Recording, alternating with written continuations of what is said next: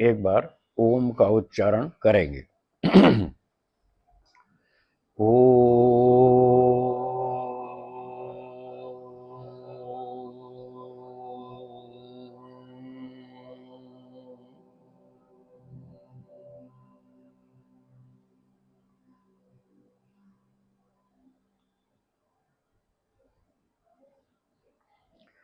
उपस्थित सज्जनों, माताओं और बहनों,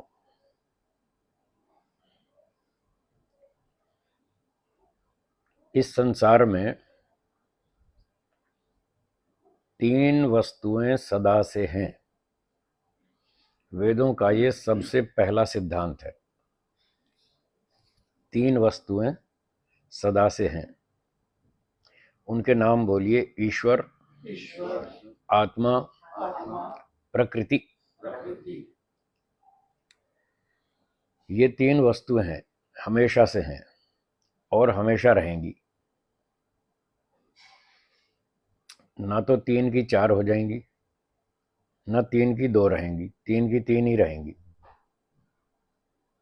क्योंकि नियम यह है, जो वस्तु उत्पन्न होती है वह नष्ट भी होती है,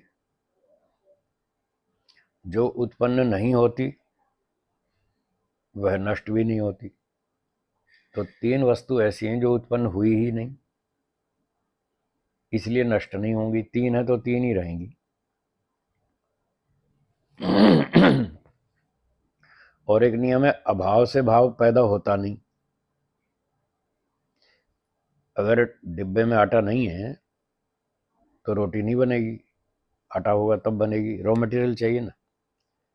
तो 3 वस्तु के अलावा चौथी चीज है ही नहीं जिससे और कोई नया प्रोडक्शन कर लें, इसलिए नई चीज पैदा नहीं होगी। 3 ही रहेंगी, 3 ही आपस में अपना व्यवहार करती रहती हैं।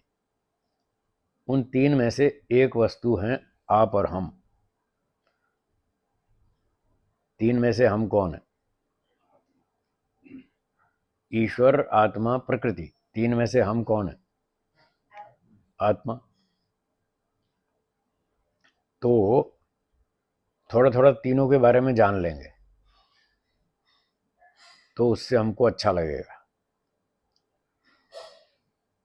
ईश्वर एक है, सब जगह रहता है, उसका कोई रूप रंग आकार कुछ नहीं है, निराकार है, सर्वव्यापक, सर्वशक्तिमान, आनंद स्वरूप। वो तो सदा आनंद में ही रहता है। वो सर्वगुण संपन्न है, उसमें कोई कमी नहीं है। प्रकृति दूसरी वस्तु, ये जड़ है, इसमें कोई नॉलेज नहीं है, इसको सुख का भी पता नहीं, दुख का भी पता नहीं, कुछ नहीं मालूम। तो इसलिए इसको कोई फर्क नहीं पड़ता, दुनिया में कुछ भी होता रहे। प्रकृति को कुछ पता ही नहीं चलता तो उसको क्या फर्क पड़ना है? कुछ फर्क नहीं पड़ता। ईश्वर को भी कोई फर्क नहीं पड़ता, वो सब प्रकार से संपन्न है। प्रकृति जड़ होने से उसको भी कोई फर्क नहीं पड़ता। अब तीसरा कौन बचा? जीवात्मा, आप और हम। हमको फर्क पड़ता है। दुनिया में कोई भी घटना ऊंची नीची होती है तो उसका हम पे असर होता है। ईश्वर पे कोई असर नहीं, प्रकृति पे कोई असर नहीं। हम पे क्या प्रभाव पड़ता है? हम बेसिकली सुख चाहते हैं। मैं तो चाहता हूं, वैसे आप भी चाहते ही होंगे, हाँ या ना? मैं तो 100% सुख चाहता हूँ। हितेश भाई कितना चाहते हैं? 100 ही चाहते हैं। सभी लोग 100% चाहते हैं। और दुख कोई भी नहीं चाहता। आप में से, हम में से दुख तो कोई भी नहीं चाहता। दुख से छूटना चाहते हैं, नहीं चाहते तो भी भोगना पड़ता है। दुख आ जाता है, कोई दुख को बुलाता नहीं है, फिर भी आ जाता है वो बिना बुलाए। इसलिए दुख हमें पसंद नहीं है, स्वभाव से ही पसंद नहीं है, उससे हम छूटना चाहते हैं। अब हम 2 चीज चाहते हैं, एक तो 100% सुख मिले, दूसरा 100% दुख छूट जाए। ये 2 चीज चाहते हैं, बस तीसरा और कुछ नहीं चाहिए, 2 ही चीज चाहिए। दुनिया में हम जो भी करते हैं इसी उद्देश्य से करते हैं कि ऐसा करने से हमारा दुख कम हो जाएगा और सुख बढ़ेगा, और सुख बढ़ते बढ़ते 100% तक जाना चाहिए, दुख घटते घटते 0 पे आना चाहिए। क्या ये दो बातें संसार में पूरी हो सकती हैं? आदमी 100% सुखी हो जाए? नहीं हो सकती। 100% दुख से छूट जाए, यहां जीते जी तो नहीं दिख रहा। तो मन में शंका आती है, ये सिर्फ कल्पना है या कहीं होता भी होगा? क्या आत्मा जो है वो 100% दुख से छूट जाए और 100% सुखी हो जाए? ऐसी मन में शंका होती है। आपको क्या लगता है, ये पॉसिबल है या सिर्फ कल्पना है? पॉसिबल है ये? वाह आपको ध्यान है मोक्ष में ऐसा पॉसिबल है कि आत्मा 100% दुख से छूट जाए और 100% सुखी हो जाए। संसार में असंभव है, यहां नहीं हो सकता। यहां 4-6 घंटे के लिए हो जाता है, ज्यादा लंबा नहीं चलता। जब आप रात को सो जाते हैं, 4-5-6 घंटे 7 घंटे सो गए, वो सो जाते हैं, बस वही एक स्थिति ऐसी है जब व्यक्ति 100% दुख से छूटता है। और थोड़ा सुख भी अच्छा लगता है, वहां नींद में सोते समय सुख भी मिलता है, वो भी अच्छी बात है। तो निद्रा एक ऐसी स्थिति है जब व्यक्ति दुख से 100% छूट जाता है। पर उसमें एक समस्या है कि होश नहीं रहता। जैसा अब हम होश में बैठे हैं ना, जागृत, ये स्थिति नहीं रहती। पता ही नहीं चलता हम गुजरात में हैं, महाराष्ट्र में हैं, कलकत्ता में हैं कि लंदन में, ये पता ही नहीं चलता सोते समय। सुबह जब नींद खुलती है तब पता लगता है कहाँ पर है। आप लोग तो लगभग अपने घर में ही सोते हैं, तो इसलिए आपको तो ज़्यादा सोचना नहीं पड़ता। मुझे तो पहले नींद खुलते ही पहले ये सोचना पड़ता है, मैं कहाँ पर हूँ कभी कभी बम्बई में, कभी गुजरात में, कभी पंजाब में, कभी चेन्नई में, कभी बंगलोर में। तो मुझे पहले नींद खुलते ही पहले ये देखना पड़ता है मैं कहाँ पर हूँ फिर आसपास देखता हूँ, फिर समझ में आता है हाँ भाई आज तो राजकोट में। ऐसे तो हम होश खोना नहीं चाहते, फिर भी निद्रा में तो खो ही जाता है। पर अंदर की अनुभूति होती रहती है, अंदर सुख दुख की अनुभूति होती रहती है निद्रा में भी। जब बढ़िया नींद आती है, अच्छा मौसम है, पंखा एसी ठीक चल रहा है, टेम्परेचर ठीक है, बिस्तर भी ठीक है, मक्खी मच्छर भी नहीं है, तो अच्छी नींद आती है, तो सुख का अनुभव होता है।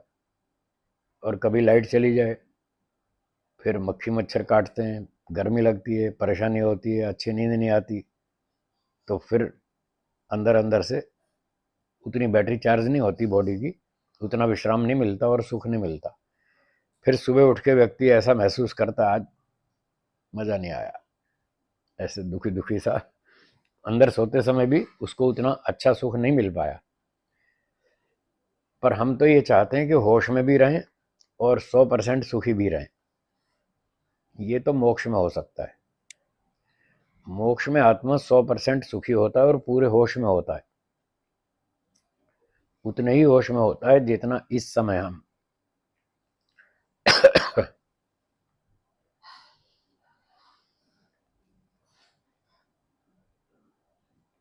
जितने होश में हम अब हैं, इतने ही होश में होते हैं मोक्ष में। और वहां पर शरीर नहीं होता मोक्ष में, इस कारण से दुख 100% खत्म हो जाता है। जो दुख आता है उसका कारण ये शरीर है। जब तक शरीर रहेगा कोई ना कोई दुख समस्या लगी रहेगी, आप चाहें या ना चाहें, कुछ ना कुछ तो भोगना ही पड़ेगा दुख। भूख प्यास, गर्मी ठंडी, सर्दी जुकाम बुखार, आंधी तूफान, बाढ़ भूकंप, टीबी कैंसर कोरोना, कहाँ तक बचेंगे कोई ना कोई समस्या तो चलती रहती है। मोक्ष में कोई समस्या नहीं है, इनमें से एक भी नहीं है। क्योंकि ये सारी समस्याएं तभी आती हैं जब व्यक्ति का शरीर हो, शरीर धारण किया है तो ये सब आएगा। और शरीर नहीं है मोक्ष में, तो एक भी समस्या नहीं आएगी, न भूख न प्यास न गर्मी न ठंडी, कुछ समस्या नहीं है। तो अब सारी बात का सार क्या हुआ? संसार में रहना ठीक है या मोक्ष में? तैयारी कर लो यहाँ रहने में कोई ज्यादा फायदा नहीं है। यहाँ तो ठीक है, आपके पास साधन है, हमारे पास साधन है, समस्या आती है हम उसका छुटकारा कर लेते हैं साधनों से, कुछ देर के लिए हो जाता है, 50 साल 80 साल 100 साल, इतने टाइम के लिए तो समस्याओं को हम हल कर लेते हैं, फिर भी आती रहती हैं। हम ये चाहते हैं समस्या आए ही नहीं, तो उसका एक ही उपाय है, वो है मोक्ष। तो मोक्ष की तैयारी करनी चाहिए। मोक्ष की तैयारी कैसे होगी? वेदों में लिखा है, फिर ऋषियों ने समझाया कि मोक्ष प्राप्ति में बाधा क्या है, क्यों हम यहाँ अटके हुए हैं, मोक्ष में क्यों नहीं जा रहे। इसलिए कि संसार में कुछ मोह माया है, संसार की चीजों में हमें कुछ आकर्षण है, अट्रैक्शन है, कुछ आसक्ति है, मोह है। तो ये क्यों है? इसलिए है कि हम मोटा मोटा तो जानते हैं संसार में दुख है, मोटा मोटा जानते हैं, पर पूरा गहराई से नहीं समझ पा रहे। जब अंदर तक गहराई से समझेंगे कि संसार में एक सुख मिलता है, 4 दुख मिलते हैं, ये धीरे धीरे जब समझ में आएगा, तब फिर यहाँ से हमारी मोह माया कम हो जाएगी और धीरे धीरे धीरे घटती जाएगी। एक दिन आएगा पूरी खत्म हो जाएगी। जब मोह माया समाप्त हो जाएगी, आसक्ति, आकर्षण, अट्रैक्शन, राग, ये सब खत्म हो जाएगा, द्वेष खत्म हो जाएगा, है काम, क्रोध, लोभ, ईर्ष्या, द्वेष, अभिमान, अविद्या, ये सारे दोष खत्म हो जाएंगे, बस फिर मोक्ष हो जाएगा। फिर अगला जन्म क्यों लेना? तो जो संसार के प्रति आसक्ति है, मोह माया है, यही मोक्ष प्राप्ति में बाधक कारण है। तो इसको धीरे धीरे दूर करना चाहिए। मनुष्य को 70 80 100 साल का जीवन मिला, वो मुख्य रूप से इसलिए मिला था कि वो संसार की चीजों का परीक्षण करे, इनमें कितना सुख और कितना दुख, इस बात का परीक्षण करे। और जैसे जैसे व्यक्ति अनुभव बढ़ता जाता है, जीवन चलता जाता है, उम्र बढ़ती जाती है, तो अनुभव भी बढ़ता है। क्यों हितेश जी? अनुभव बढ़ता है ना। 10 साल पहले जो आपका आईक्यू लेवल था और जो एक्सपीरियंस था, उसमें और आज में कुछ फर्क है या नहीं? है ना। ऐसे कंपेयर करेंगे तो पता चल जाएगा कि 10 साल पहले हम कहाँ खड़े थे, आज कहाँ पहुँच गए, 5 साल पहले कहाँ थे, आज कहाँ पहुँच गए। अगर 10 साल पहले हमारी बुद्धि, योग्यता, अनुभव कम था और इन 10 वर्षों में बढ़ गया, तो क्या अगले 10 वर्षों में और नहीं बढ़ेगा? और बढ़ेगा। खाली थोड़ी चुपचाप खा पी के सो थोड़ी जाते हैं, कुछ तो काम करते हैं, कुछ देखते हैं, सुनते हैं, नई नई बातें सीखते रहते हैं, अनुभव तो बढ़ता ही रहता है। थोड़ा बहुत अनुभव रोज बढ़ता है, कुछ ना कुछ नई चीजें रोज सीखते रहते हैं, हमारा ध्यान नहीं जाता। रोज की रोज हमने क्या सीखा, उतना ध्यान नहीं जाता। जब 2 साल 5 साल के स्तर से तुलना करेंगे अपनी, अपना ही 2 साल पहले क्या स्तर था और आज 2 साल बाद क्या स्तर है, जब अपने ही 2 स्तरों की तुलना करेंगे, तब समझ में आएगा कि हाँ, बहुत कुछ हमने सीखा 2 साल में। तो हम थोड़ा थोड़ा हर रोज सीखते हैं, फिर 2 साल के बाद वो दिखता है, महसूस होता है कि हाँ, कुछ सीखा। तो खैर, कहने का मतलब ये है कि जैसे जैसे हम जीवन जीते रहेंगे, संसार में काम करते रहेंगे, थोड़ा थोड़ा थोड़ा अनुभव बढ़ता रहेगा और धीरे धीरे ये समझ में आएगा कि संसार में सुख कम और दुख अधिक है। अगर सुख अधिक हो और दुख कम हो, तब तो लोग फिर भी यहाँ टिक जाएंगे। तब भी टिक जाएंगे यहाँ, क्योंकि 10-20% चलता है, इतना तो चलेगा। 80% तो सुख है ना, 10-20% दुख है, कभी कभी आता है, कोई बात नहीं, चलेगा। पर यदि दुख 50% से ज्यादा हो जाए, 60-70% दुख दिखाई दे और 20-30% ही सुख मिले, फिर वो तो स्वीकार नहीं है। फिर तो आदमी कहेगा यार ये तो ठीक नहीं है, कोई ऐसी और अच्छी जगह ढूंढो जहाँ दुख कम हो और सुख ज्यादा हो, या तो पूरा सुख हो या 10-20% दुख हो, ज्यादा नहीं हो, ज्यादा तो सुख चाहिए। तो ऐसे व्यक्ति विचार करते करते धीरे धीरे वो समझ जाता है, सीख जाता है कि यहाँ तो सब जगह समस्या ही है, मोक्ष ही एक ऐसी जगह है जहाँ पर पूरा छुटकारा होगा। बस जब ये समझ में आ जाता है, फिर वो व्यक्ति निकल पड़ता है। जैसे महर्षि दयानंद जी निकल गए घर छोड़ के, उनको समझ में आ गया यहाँ बहुत झंझट है, जिस जिसको भी जितना समझ में आया उस हिसाब से वो आगे चल दिया। तो हमको भी इस एंगल से जीवन को जीना चाहिए। यहाँ सुख भी है, दुख भी है, और कुल मिला के सार ये निकलेगा कि दुख अधिक है, तब छोड़ेंगे, नहीं तो नहीं छोड़ेंगे। सुख ज्यादा दिखेगा तो यहीं रहेंगे। चलिए, मैंने कुछ बातें बता दी। आपको जो शंका हो तो बोलिए, किसी को प्रश्न हो तो पूछिए।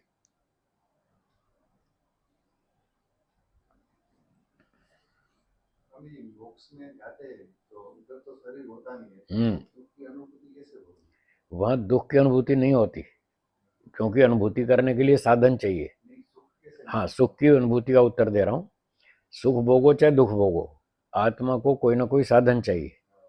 यहाँ शरीर है, तो शरीर से हम भौतिक सांसारिक सुख दुख भोग लेते हैं। मोक्ष में शरीर तो है नहीं, तो वहां जो साधन होता है वो ईश्वर की शक्ति है।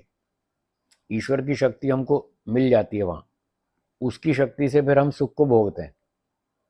अब प्रकृति से कनेक्शन पूरी तरह कट गया, इसलिए दुख तो आएगा नहीं। दुख आता है प्रकृति से, ना तो आत्मा में दुख है ना ईश्वर में दुख है। ईश्वर वेद में लिखा है, ईश्वर रसेन तृप्त, ईश्वर आनंद से तृप्त है, न कुतश्चनो न, उसमें कोई कमी नहीं है। एक मंत्र में लिखा है, स्वर्यस्य च केवलम तस्मै ज्येष्ठाय ब्रह्मणे नमः। यस्य केवलम स्वः, जिसमें केवल सुख है, दुख है ही नहीं। तो ईश्वर में तो दुख है नहीं, 100% सुख है। अच्छा, आत्मा में भी कोई सुख नहीं है, कोई दुख नहीं है। आत्मा में अपना जो स्वाभाविक है, ना सुख है ना दुख है, कुछ भी नहीं है। वो सुख भी बाहर से लेता है, दुख भी बाहर से लेता है। अब सुख दो चीजों में है, एक संसार में है, एक ईश्वर में है। दोनों में सुख है। तो या तो आत्मा संसार से सुख लेगा, खाना पीना घूमना फिरना पैसे कमाना मोटर गाड़ी बंगला सैर सपाटा, या तो इन चीजों से सुख लेगा, प्रकृति का सुख, या फिर मोक्ष में या समाधि में ईश्वर का सुख लेगा। तो सुख उसको दो जगह से मिलता है, ईश्वर से और संसार से। उसके पास अपना सुख होता तो वो ढूंढता ही क्यों? आपको जो सामान चाहिए वो आपके घर में है, तो आप मार्केट क्यों जाएंगे? सामान चाहिए और घर में है नहीं, तभी तो जाएंगे ना मार्केट में, भाई ये सामान खत्म हो गया, चलो लेकर आएंगे और खरीद के लाएंगे। तो आत्मा के पास यदि सुख होता तो वो भटकता ही नहीं, कहीं भी नहीं जाता। जैसे ईश्वर के पास अपना सुख है, क्या ईश्वर सुख ढूंढता कहीं? वो कहीं नहीं ढूंढता, वो अपने आनंद में मस्त रहता है, उसको कोई आवश्यकता नहीं है। ऐसे ही यदि आत्मा में भी अपना सुख होता तो वो भी शांति से मस्त रहता, न वो ईश्वर की स्तुति करता, न वो संसार में भागता, अपने में ही मस्त रहता। पर वो तो सारा दिन ढूंढता रहता, कहीं से भी सुख मिलना चाहिए। इससे पता चला कि आत्मा के पास अपना सुख नहीं है, इसलिए ढूंढता है। और दुख भी अपना नहीं है। यदि दुख अपना होता स्वाभाविक, तो 24 घंटा दुखी रहता वो। जो किसी वस्तु का स्वाभाविक गुण होता है वो 24 घंटे उसके साथ रहता है, स्वभाव कभी छूटता ही नहीं। जैसे ईश्वर का आनंद है वो उसका स्वाभाविक है, तो 24 घंटे वो मस्त रहता है। अग्नि गर्म है, तो गर्मी अग्नि का स्वाभाविक गुण है, वो 24 घंटे ही गर्म रहती है, अग्नि ठंडी होती ही नहीं कभी। इसी तरह से यदि दुख आत्मा का स्वाभाविक गुण होता तो वो 24 घंटा दुखी रहता, पर ऐसा तो नहीं है। हम 24 घंटा दुखी नहीं रहते, कभी दुख आता है फिर हट जाता है, फिर सुख आता है फिर हट जाता है, दोनों आते रहते हैं दोनों हटते रहते हैं। इसका मतलब ना तो सुख स्वाभाविक है ना दुख स्वाभाविक है, दो में से कोई भी नहीं है, दोनों बाहर से ही आते हैं। अब प्रकृति में सत्व रज और तम तीन तरह के पार्टिकल्स हैं। तो सत्व गुण सुख देता है, रजोगुण दुख देता है। तो ये सुख दुख दोनों प्रकृति में से आ रहे हैं। ईश्वर में दुख नहीं है, आत्मा में दुख नहीं है, प्रकृति में है। वो रजोगुण जो है वो दुख देता है। तो जब प्रकृति से कनेक्शन होता है हमारा संसार में, तब यहाँ से दुख मिलता है। मोक्ष में जाते हैं, प्रकृति से कनेक्शन पूरा कट जाता है, इसलिए दुख आना बंद हो जाता है, 100% कट जाता है दुख। और ईश्वर से कनेक्शन होने पर ईश्वर से 100% सुख मिलता है। अब आत्मा भोगे कैसे? भोगने के लिए शक्ति बहुत कम है, तो जब संसार में आता है तो प्रकृति के साधन यूज करता है, शरीर, मन, बुद्धि, इंद्रियां, तब इसकी सहायता लेता है। जब मोक्ष में जाता है तो ईश्वर की शक्ति का सहयोग लेता है, तब उससे काम करता है। तो उस मोक्ष में ईश्वर का आनंद लेता है 24 घंटे, और पूरे ब्रह्मांड की सैर करता है। ये एक और एक्स्ट्रा फैसिलिटी है, वहां पर घूमने फिरने की पूरी छूट है। कहीं भी जाओ, पूरे ब्रह्मांड की सैर करो, तारों को देखो, समुद्र में जाओ, नदियों को देखो, पर्वतों को देखो, और कहीं भी चले जाओ, किसी बाजार में चले जाओ, किसी दुकान में चले जाओ, वहां पर रसगुल्ले का टेस्ट भी ले सकते हैं। ये भी फैसिलिटी है। समुद्र के अंदर घुस जाओ, वहां देखो कैसी कैसी मछलियां हैं, सब देख सकते हैं। पूरे ब्रह्मांड में घूमने की छूट है, कहीं भी रोक टोक नहीं है। जरा भी कहीं भी नो एंट्री का बोर्ड होता ही नहीं मोक्ष में। वहां सब जगह घूम सकते हैं, घुस सकते हैं। ना पासपोर्ट चाहिए, ना वीजा चाहिए, ना टिकट खरीदना, ना प्लेन चाहिए, ना ट्रेन चाहिए, कुछ नहीं चाहिए। ईश्वर का हवाई जहाज 24 घंटे साथ रहता है, जहां जाना हो उस पर सवारी करो, फटाफट पहुंच जाएंगे फ्री में। तो इस तरह से मोक्ष में ईश्वर की शक्ति से वो घूमता भी है, सुनता भी है, देखता भी है। उसके पास अपनी 24 शक्तियां ओरिजिनल हैं, देखने की, सुनने की, बात करने की, विचार करने की। 24 शक्तियां वो नौवें समोल्लास में लिखी हैं, सत्यार प्रकाश में। वो उसकी अपनी ओरिजिनल है, पर वो बहुत कम कम पड़ती हैं। इतने से काम नहीं चलता उसका, उसको ऊपर से सहयोग लेना पड़ता है। तो मोक्ष में ईश्वर की शक्ति का सहयोग ले लेगा, अपनी 24 शक्तियों के साथ वो जोड़ लेगा, बस फिर घूमो फिरो जो करो, पूरी छूट है। ऐसा होता है। और बोलिए, जिसको पूछना हो। स्वामी जी, ये जो प्रलय काल है, हम्म तो प्रलय काल में आत्मा मोक्ष में जो है, उसकी फिर वहाँ क्या दशा होती है? मोक्ष में वो पूरे आनंद में रहता है, उसको कोई दिक्कत नहीं है, बस सृष्टि नहीं बनी हुई। तो सृष्टि में घूमने फिरने का जो काम था वो बंद हो गया। सृष्टि नहीं है तो नहीं देखेगा, है तो देखेगा। जब सृष्टि बनी हुई है तो घूमता फिरता है, तमाशा देखता है, और नहीं है तो ना सही। ईश्वर का आनंद तो चालू रहता है, पूरे होश में रहता है, अच्छा, पूरे होश में रहता है। अंधेरे से उसको कोई फर्क नहीं पड़ता। अंधेरे में उसको सब दिखता है, और देख के करना भी है, कुछ है ही नहीं तो देखेगा क्या? कुछ तो है ही नहीं देखने को। तो अंधेरे से उसको कोई परेशानी नहीं है, कोई कष्ट नहीं है। मुक्त आत्मा पूरे होश में रहता है, ईश्वर का आनंद लेता है प्रलय अवस्था में, और जब सृष्टि बनती है तब उसको देखता है। जैसे हम जाग रहे हैं तो दुनिया को देखेंगे, और सो गए तो सो गए, दुनिया तो खत्म नहीं हुई ना।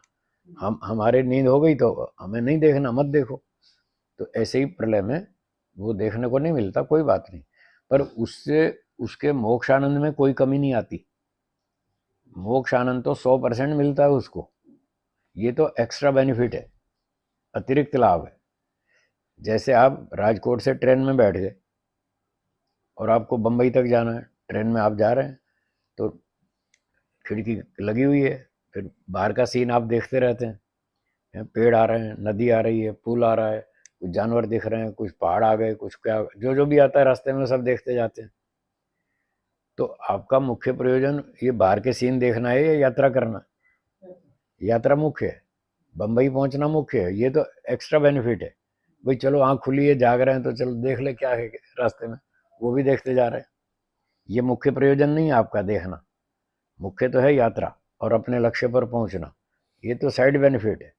तो ऐसे मोक्ष में ये साइड बेनिफिट। मोह त्याग ही करना चाहिए, और कोई साधना करनी चाहिए मोह ईश्वर के त्याग, लिए और मोक्ष के लिए? हाँ, मोह त्याग करना पड़ेगा। उसके और लंबे कई सारे उपाय हैं, वो सारे जुटाने पड़ेंगे। मोह त्याग कैसे होगा? उसका तरीका है, वेद आदि शास्त्रों को पहले पढ़ना होगा, वहां से हमको थ्योरेटिकल जानकारी मिलेगी। तो वेदों में ईश्वर ने बता रखा है कि संसार में दुख है, हमको लगता है सुख है, इसलिए हम पैसे कमाते हैं, बंगला बनाते हैं, गाड़ी खरीदते हैं, सारे काम करते हैं, हमको लगता है यहाँ सुख है। पर ईश्वर तो कहता है हाँ सुख है, सुख है, पर वो थोड़ा सा है, ज्यादा नहीं है। थोड़ी देर का सुख है, क्षणिक सुख है, इससे आप बोर हो जाओगे। तो हमको लगता है नहीं नहीं, यहाँ तो हम बहुत अच्छा चलेंगे, हमको ठीक लगता है, हम तो ऐसे ही करेंगे, कर लो भाई। फिर आखिर अंत में तो हमारी बुद्धि ईश्वर से तो कम ही है ना, अंत में तो ईश्वर की बात सही बनेगी। तो परीक्षण कर करके फिर एक दिन हम भी थक जाएंगे यहाँ, तब फिर वेद की बात समझ में आएगी कि वेद में ईश्वर ने बताया था कि यहाँ सुख कम है और दुख ज़्यादा है। तो जब इससे आप परीक्षण कर लें और थक जाएं कि यहाँ सुख कम और दुख ज़्यादा है, फिर अपना बैठ के ध्यान समाधि लगाओ, फिर ईश्वर की उपासना करो, फिर ईश्वर से आपको सुख मिलेगा, शांति मिलेगी। एक तो वेदों को पढ़ने से जो नॉलेज मिलता है उससे सुख मिलता है, ज्ञान विज्ञान से हमको सुख मिलता है, शुद्ध ज्ञान से बढ़िया सुख मिलता है। दूसरा, हम बैठ के उपासना करते हैं ईश्वर की, तो जैसे अब एसी में बैठे हैं तो ठंडक लग रही है, बाहर धूप में जाएंगे तो गर्मी लगेगी, तो यहाँ एसी के संपर्क में रहेंगे तो उसका प्रभाव पड़ेगा। उपासना में हम ईश्वर के संपर्क में जाएंगे तो उसका प्रभाव पड़ेगा, वहाँ से सुख मिलेगा। संसार के संपर्क में जाएंगे तो उसका प्रभाव पड़ेगा, कभी सुख कभी दुख। तो उपासना में दूसरा काम करना है, ईश्वर की उपासना करेंगे, प्रार्थना करेंगे, स्तुति करेंगे, हे ईश्वर आप हमको आनंद दीजिए, और संसार की बातें छोड़कर ईश्वर का ध्यान करेंगे, ईश्वर से बातचीत करेंगे, तो उससे भी सुख मिलेगा। दो तरह का सुख हो गया, एक नॉलेज का सुख शास्त्रों को पढ़ने से जो मिलता है, दूसरा ईश्वर उपासना से सुख मिलता है, तीसरा फिर हमको समाज सेवा करनी पड़ेगी, परोपकार। तो ईश्वर ने 3 काम बताए, अपने नॉलेज को ठीक करो, वेदों को पढ़ो, फिर उपासना करो, इससे आपको अंदर से शांति दूंगा, और तीसरा जो आपने सीखा दूसरों को सिखाओ, उसका विस्तार करो, प्रचार करो, औरों को भी लाभ मिले। तो जब हम परोपकार करते हैं तब ईश्वर उसका सुख देता है। तीनों से सुख मिलता है, ज्ञान कर्म उपासना, तीनों से सुख मिलता है। अब तीनों में जो सरल काम है वो है कर्म करना, परोपकार करना, ये सरल है तीनों के कंपैरिजन में, ये सबसे सरल है। शास्त्रों को पढ़ना इससे ज़्यादा कठिन है, और ईश्वर उपासना सबसे कठिन है। जो कठिन काम होता है उसको थोड़े लोग करते हैं, जो सरल होता है उसको ज़्यादा लोग करते हैं। तो इस कसौटी पे हमें पता चलता है संसार में परोपकार करने वाले बहुत लोग मिलेंगे। कोई गौशाला चला रहा है, कोई अनाथालय चला रहा है, कोई हॉस्पिटल चला रहा है, कोई क्या कर रहा है, समाज सेवा के बहुत काम कर रहे हैं लोग, उनकी संख्या बहुत अधिक मिलेगी। फिर वेदों को पढ़ने वाले लोगों की संख्या उनसे कम होगी, क्योंकि वेद पढ़ना कठिन काम है, और समाधि लगाना तो और भी कठिन है, वो तो 5-25 भी मुश्किल से मिलेंगे। तो इस तरह से करने तीनों पड़ेंगे, तब जाकर के ये मोह माया खत्म होगी।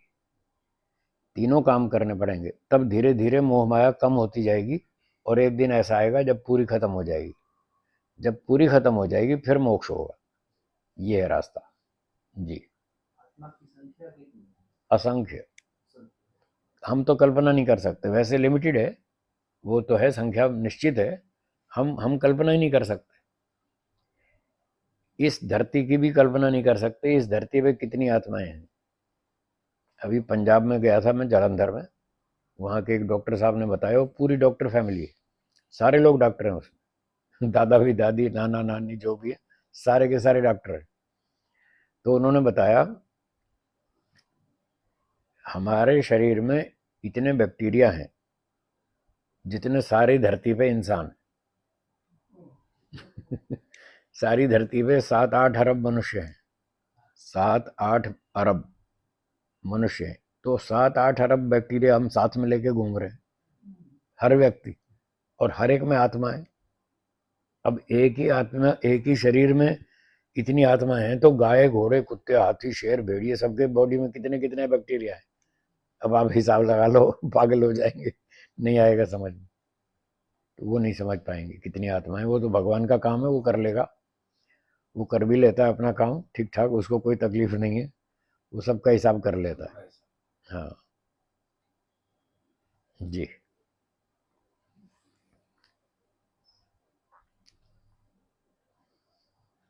स्वामी जी, श्रेया है, वो लंदन में भी वेद अध्ययन करते हैं इतनी उम्र में, वाह, मंत्र काफी सीख लिए हैं, वेरी गुड, वेद के नाम, उपवेद, क्या बात, ऋषि मुनि के नाम, अच्छा, मंत्रों की संख्या, अरे हाँ जी, वो सब कर लेते हैं।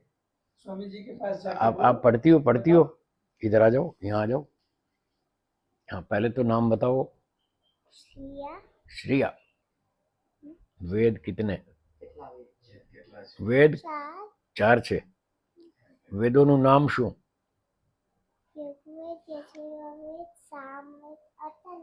વાહ વાહ, વેરી ગુડ, बहुत अच्छे. अच्छा अच्छा, આ ચાર વેદનું જ્ઞાન કોણે આપ્યું? उनके ऋषि मुनि कौन? हाँ, वेदों के ऋषि मुनि कौन है बताओ, उनके नाम बताओ ऋषियों के. ऋषि के नाम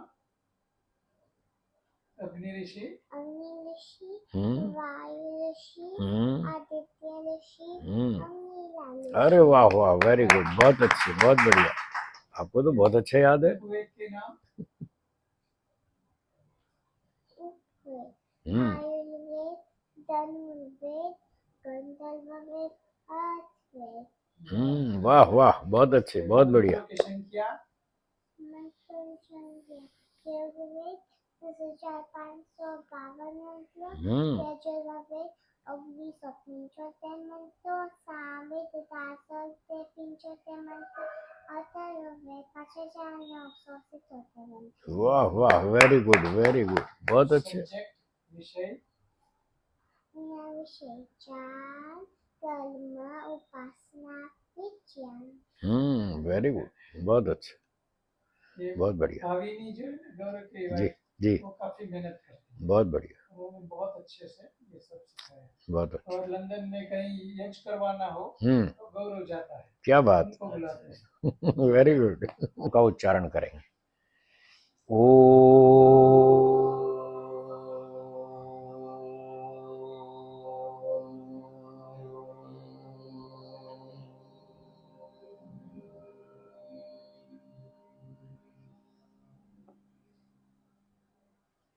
दोनों हाथ जोड़िए और बोलिए, सर्वेभ्यो नमः.